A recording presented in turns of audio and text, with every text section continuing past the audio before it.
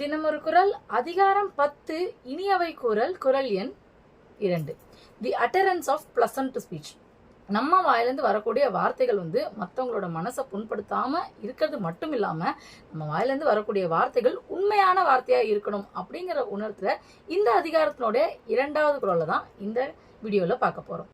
அகனமர்ந்து ஈதலில் நன்றே முகனமர்ந்து இன்சொல்லல் ஆகப்பெறின். நம்ம எல்லாரும் நினைச்சிட்டு இருப்போம், நம்ம பாக்கெட்ல இருக்க கேஷ் எடுத்து இன்னொருத்தவங்களுக்கு கொடுக்கறதுனால அந்த இடத்துல அவங்க சந்தோஷப்படுறாங்கன்னா அதுதான் இந்த உலகத்திலேயே இருக்கிற சிறந்த செயல் அப்படிங்கிறது.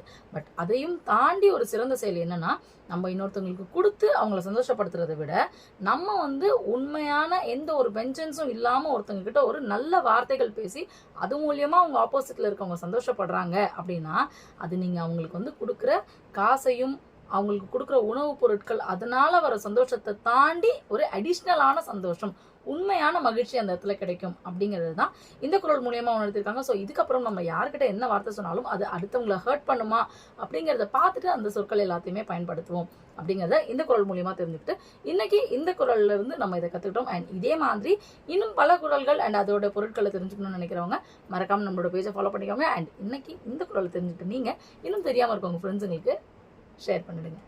நன்றி.